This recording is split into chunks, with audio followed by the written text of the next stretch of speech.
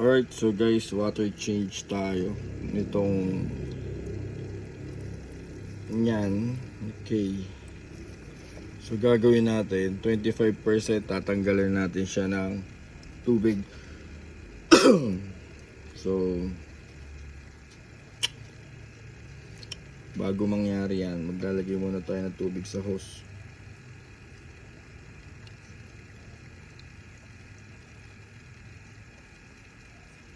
Yun.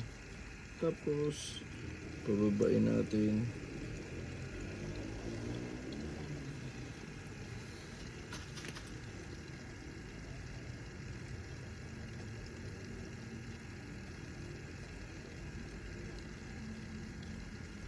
Water change tayo. Konti lang. 25% lang. Tanggalin lang natin yung mga dumi-dumi na to. Para walang ammonia. Malilinis natin mabuti.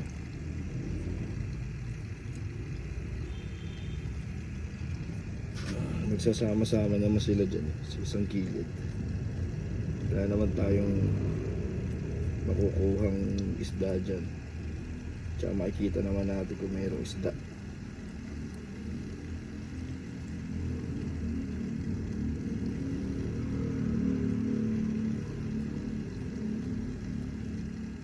Oops, okay na yan. Ay, shit! Nabasa yung BBS. Ha? Sisira kaya ito. Yan. Check natin yung hose kung mayroong nasamang. Wala naman. Okay, goods. Wala naman nasama. Check natin dito, baka mayroong nasamang isda. Wala lang isda. Okay. So ngayon maglalagay tayo ng tubig. Konti lang din. Dito ba may isda? Dito ko tinapon eh. Wala namang isda. So maglalagay na tayo ng tubig.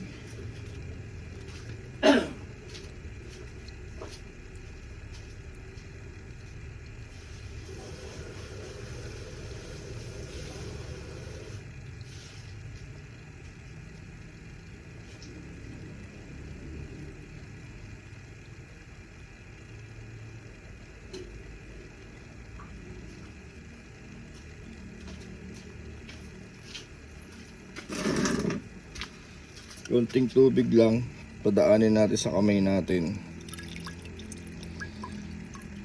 May hilo kasi sila eh.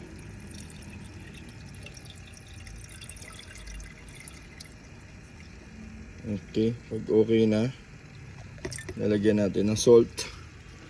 Nabasa yung BBS. Lagyan mo pa alis to.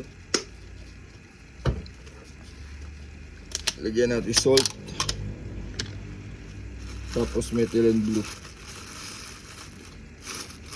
Salt, 1 pinch lang. Ganyan lang. Yan, matunaw. Okay.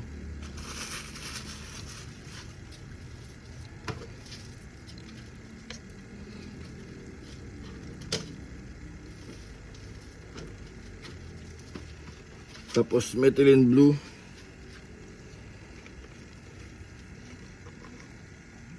Mga 2 drops. Tatloy na natin. Antibacterial naman to. Okay, yun lang.